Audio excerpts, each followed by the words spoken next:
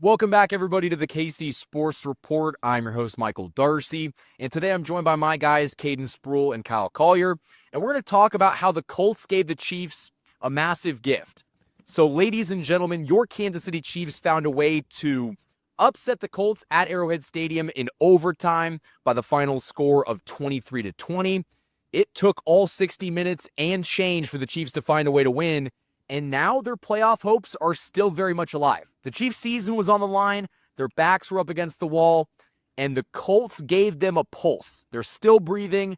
It's still going to be difficult, but the Chiefs are in a much better position at 6-5 than if they fell to 5-6. So I want to get your thoughts on the Chiefs after this win, and we'll start with Kyle. And you're absolutely right about it taking all 60 minutes. The Chiefs didn't have a lead in that game until the field goal went through. It was really a rough watch. I think all Chiefs fans can relate to that. It was a grind, especially offensively for the Chiefs. But the good thing about winning this game is that the Chiefs, didn't dig themselves any deeper into the hole. Now they still have opportunities to do that, obviously. And coming up on Thanksgiving against Dallas, a team that just beat Philly in an incredible game, you still have opportunities to put yourself in a hole. But the Chiefs really did. It felt like save their season, because I think if the Chiefs lose that game, after that Kareem Hunt fumble, Twitter was just like, all right, can the Royals save us? Right? I was part of that crew, right? One of the co-hosts on my show, Curtis Siebold, declared it dead, right? The Chiefs saved themselves a little bit. I know they wouldn't have been eliminated technically, but they absolutely made life easier for themselves as we come down the home stretch. Yeah, we obviously knew coming into this game that it was a must win. The Chiefs could not take any more loss, or they could, we could probably go with one more loss, but this was a much needed win for sure, just for the momentum wise, for this team going down the stretch. And I think the playoff picture is a little more clear now. I think that just going the rest of the way, we still have a matchup with the Texans and Chargers, and those are two wins that you have to have. Those are losses that the Chiefs cannot take. Obviously, we know that they both have the tiebreaker over the Chiefs, and then the Texans are just playing really good football right now. So that win over the Bills, I mean, they just completely dominated on the defensive side. So Kyle, you mentioned the matchup with the Cowboys coming up. That's obviously going to be another much needed win, and then that Texans game is going to be huge right after that. So luckily it'll be an extended rest. They play on Thursday, so they'll have 10 days before that matchup. So the Colts game was definitely a rough watch through the first half, but I mentioned to you guys, I never really feared the Colts offense in the second half or overtime. The Chiefs defense was solid all day long. They shut down Jonathan Taylor, and I think we kind of expected that coming in. We know what the Chiefs do against these top rushers, and they held him in check most of the days on short downs, long downs. I mean, they did a really good job of holding him in check, and then pounding the rock with Kareem Hunt. I think that was really good to see the Chiefs really play complimentary football for the first time this season. I don't think anybody expected 30 carries from Kareem Hunt. Neither did he himself, I don't think. But we'll take it. We'll take it. We'll take a win any way we can get it, and hopefully we can keep this momentum going. I'll tell you what, hopefully Kareem Hunt can get in an ice bath, get a massage, hopefully a massage. I don't know how you could get out of bed after taking that kind of beating. I mean, 30 carries, he ran for $104 and 1 touchdown. He did have that costly fumble, but, Caden, you mentioned it, that, he was better than Jonathan Taylor. Jonathan Taylor was held in check, and that's a huge credit to the Chiefs defense, who also forced 4 consecutive 3-and-outs. 3 in the end of the fourth quarter, and then 1 in overtime. The defense came to play, and if Chris Jones didn't rally this defense, the fan base, there's a very good chance that pulse, gets put out yesterday by the Colts. And so I really do think that the Chiefs were fighting for their season.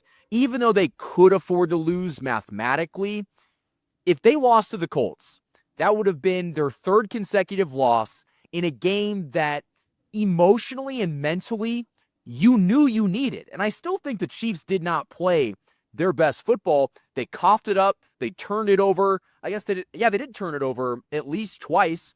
Mahomes threw that interception. Kareem Hunt fumbled it. Travis Kelce Also had that touchdown that got taken off the board because of kind of a BS face mask by Jawan Taylor. But this is a very Chiefs 2024-esque win. They didn't play their best football, but they made the timely plays in the clutch moments, and they found a way to win. Yeah, they finally got off the schneid of the close games. They were 0-5 coming in. Now you're 1-5 in close games, and we all week leading up to the Indy game, us three, we talked about the urgency and is maybe championship fatigue settling in. This team has played so much football over the last 7 years or something like that, right? It was really awesome to see that. You definitely saw it on the defensive end, and I know post game Drew Tranquil talked about there being urgency there, and we really hadn't seen it, especially in the Buffalo game and in the Denver game. That Chiefs team just looked really lifeless, obviously undisciplined, and there were definitely some undisciplined things in this Indy game. And I'm sure the Chiefs will get it cleaned up, right, as they always say. But it really was good to see them just playing with so much energy. I think Chris Jones probably had his best game of the season. I'm not sure. I don't think the Chiefs sacked Daniel Jones at all, but they certainly exposed Daniel Jones for the quarterback that he is. They took away the top option, and they made Daniel Jones beat him, and he couldn't do it.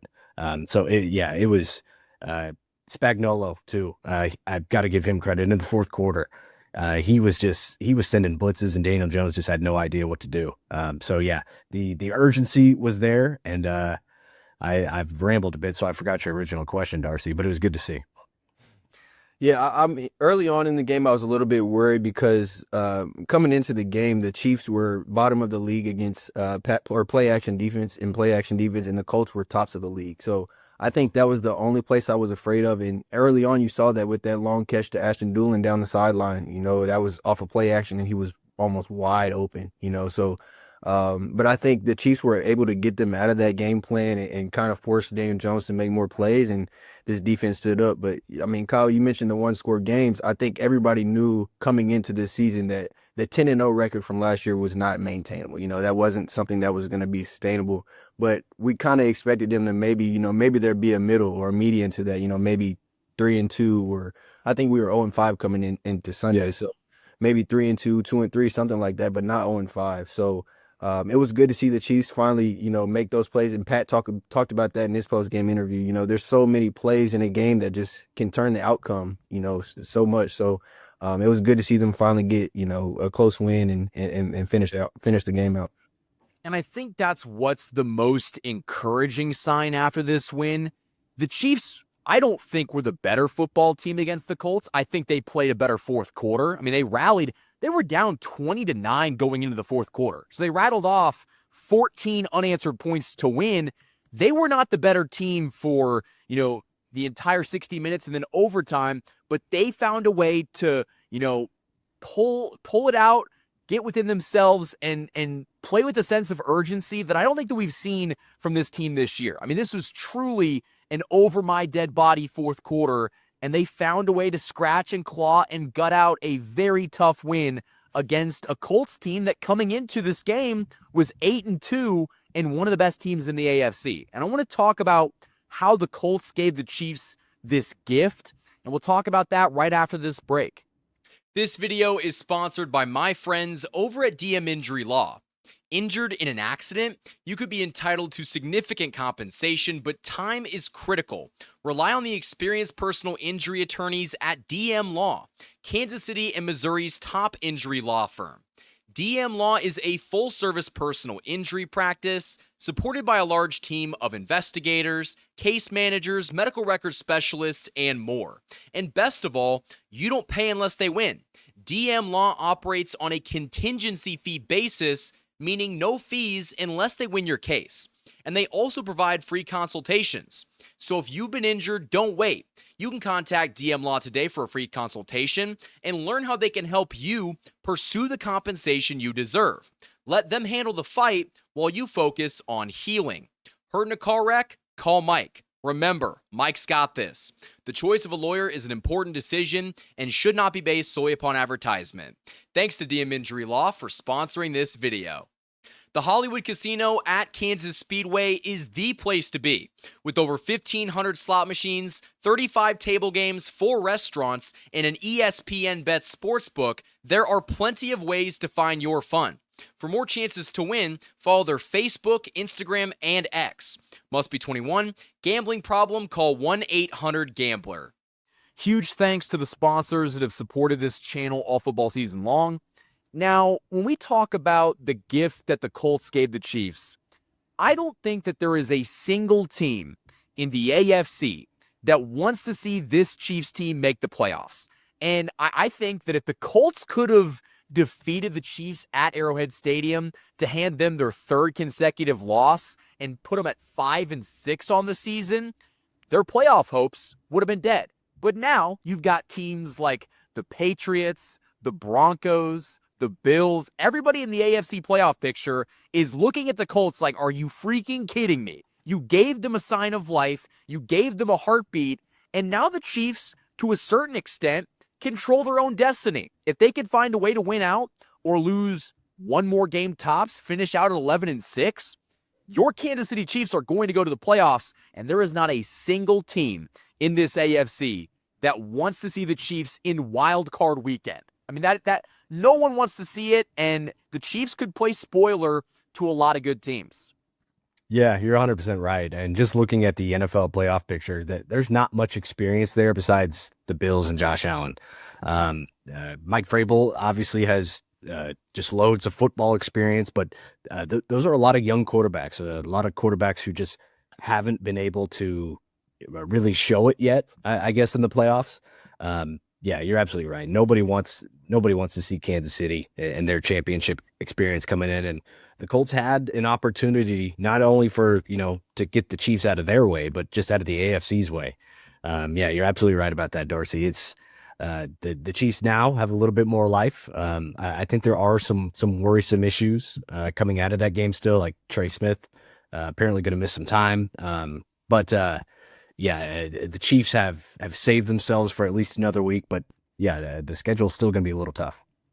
Yeah, I think you're completely right as far as, how the other AFC teams were, watching this game. And it's going to be that way for the rest of the season because everybody that the Chiefs play, not only are they going to be fighting for their own, their own playoff spot, but they want to put that fork in the Chiefs. Everybody wants to put that fork in the Chiefs and say, no, they're not going to the playoffs this year. We're going to be the ones that put them out. And I think everybody kind of takes pride in that with them being so successful over the past few years. So, but yeah, also I think the way the playoff picture is shaping out right now, there's a highly likely chance that it's going to be a regular season rematch, the first round of the playoffs. So I think you can almost chalk the Patriots up as the number 1 seed. I mean, the Broncos still have a ways to go, but the Patriots are rolling right now, and there's a good chance they'll get the number 1 seed. So I think right now the best situation for the Chiefs would be a 6 seed. So I mean, you're probably looking at the Broncos or the Colts, again in the first round of the playoffs. So yeah, that's something also to watch moving forward. I think that another thing that we got pushback about, if we thought the Chiefs were going to make the playoffs when we made our video last week. If the Chiefs do end up making the playoffs, they would have had to rattle off what? 6, 7 consecutive wins. And I think if you are facing a Chiefs team coming off of 6 or 7 straight wins, that is a Chiefs team that is capable of beating anybody. And that's where that fear element comes in. Now I'm going to ask you guys, do you think that you feel, I guess, give a percentage of how confident you are the Chiefs will make the playoffs after, winning this Colts game? I'll go... it's pretty high. I'll say it's between 80 and 90%. Okay. Injuries can always happen. So yeah, I'll stay there. I'm a little bit low. I'll go around, I'd say probably 70-75%, somewhere in there. I think that, with wins, as I stated earlier, I think with wins over the Chargers and Texans, that would solidify it a lot more. I mean, that may seem pretty obvious, but yeah, I think probably around 70-75% right now. And listen, I think that if the Colts would have beat the Chiefs, they would have been at what, like 38% chance of making the playoffs, if that. Your chances just increased dramatically. And so going forward, the Chiefs do control their own destiny, and that is a great position to be in. Hopefully they can find a way on a short week to beat the Dallas Cowboys, because if you're sitting at 7-5, then you can, I don't want to say take a deep breath, but say, okay, you know what? We got this. We like our schedule towards the end of this season. It's time to roll. Oh, yeah, 100%. Tiebreakers are going to be worth monitoring. If you lost to the Colts, you were definitely going to be scoreboard watching. Now that you beat them, you still have to do that a little bit. So I'm going to be, paying attention to Houston, probably Buffalo, definitely the Chargers and the Broncos, even the Jags. I believe they're still in the playoff picture too. But yeah, I look at the second half of the schedule. There's still a lot. I mean, we saw what the Houston Texans defense did to the Bills. I'm not excited for that, because watching that Colts game, I'm still not feeling great about the offense. I loved what I saw in the fourth quarter, and you used your stars like Worthy and Rice to get yourself over the hump. Kareem Hunt, I mean, he might be on low gas right now. Several times he got up slow, and you could tell that game took a lot out of him. Moving forward, you've got to feel a lot better as a Chiefs fan, that's for sure. Yeah, I think every matchup moving forward is huge, and I think Thursday night is going to be no different. I think obviously the Cowboys struggled through the first part of the season, but after the deadline, they've looked a lot different. With the additions of Quinnen Williams, the addition of Quinnen Williams, they looked a lot better. They stopped Saquon Barkley on a regular basis the other night. They obviously were able to come back and get that win, so they're going to be riding high. Playing in Jerry's world, they're obviously a lot better at home. I think everybody knows that. So this may be one of the tougher matchups for the Chiefs this season, honestly. So I think that they should come in, with a mindset ready to go, and know that the Cowboys are going to be ready to go as well. Both teams are fighting for the playoffs. The NFC is a lot more stacked, but I think the Chiefs are excited for the challenge of playing Dallas. And Patrick Mahomes gets to go home to Texas. He's excited to play there. It should be a really good game. Now, fellas, my final question for you is, where can the people find your content? And fun fact, Mahomes has never made a start at Jerry World. So this will be start number one. But find me on Twitter at Kyle Collier _810. Then listen to me on the program weekdays 2 to 6 on Sports Radio 810, and then on the night shift with these guys. You can catch me right here on the KC Sports Report, or you can catch me on Wednesday nights. I produce The Take with Andy Sweeney from 7 to 9, and then the night shift with Michael and Kyle. And guys, all their stuff will be linked in the description of this video. Hit that like button, subscribe for more Daily Chiefs content. Until next time, guys, thank you for watching this video. And as always, go Chiefs.